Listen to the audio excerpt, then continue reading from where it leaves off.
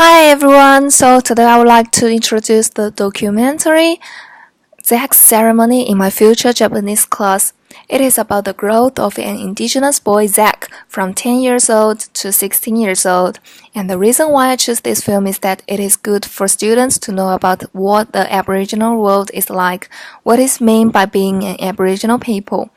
Because he's an Aboriginal people, he has faced lots of situations that non-Indigenous students never imagine, such as living in ancient Indigenous world and modern world at the same time, having initiation ceremony, or even being abused by school. By watching the film, my students were able to experience Aboriginal life with Zach's perspectives, and it is a good way to produce reconciliation, because in the past, most of our impression of Aboriginal and Torres Strait Islander people were shaped by media, by others' words, or even by imagination. These kinds of impression are mostly negative, like a label or stereotype. So this documentary is a good resource to reshape students' view on Aboriginal people and may possibly break the stereotype. For example, non-Indigenous people always say that Indigenous people don't have history because most of Indigenous languages do not have written words. After watching this film, we'll find it is wrong.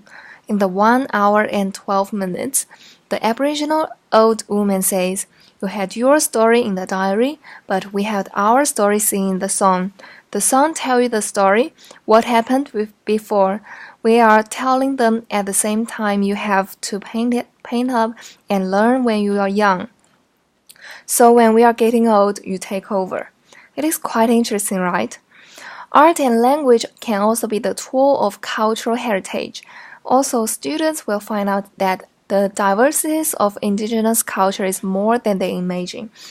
Thus, this film is pretty well promote the reconciliation by clearing up the misunderstanding between Aboriginal and non-Aboriginal students. Also, the second reason of recommending this film is that it greatly helped my Japanese teaching curriculum as well. Before further expanding this sort of idea, there is one thing that I have to highlight. Promoting the reconciliation within class is not only for Aboriginal students, but for all Australian students. It benefits for something like achieving social justice and equal rights, to prevent always being white a dominant system, and better for non-Indigenous students to get knowledge, skills, and understanding, which also meets the needs of 2.4.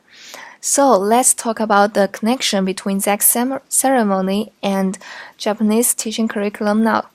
According to Framework Stage 4, students are asked to explore connections between language and culture in a particular words, expressions, and communicative behaviors, recognizing values that are important in Japanese-speaking communities.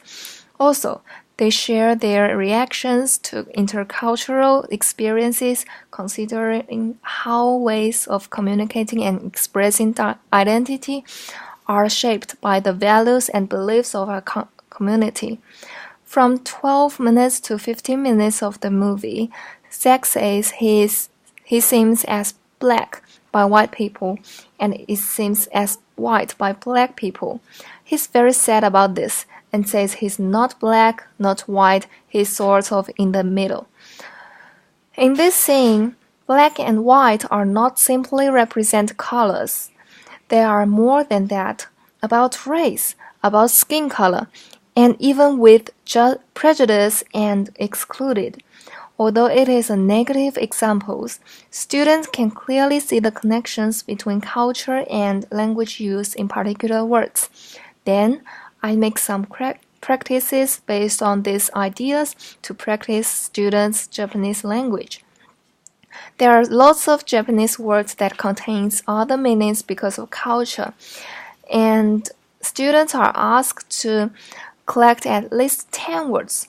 This task has to be finished with cross-cultural considerations. After this practice, students will promote their skills on choosing words correctly on the specific cultural background and thus have an understanding of Japanese culture. Thank you.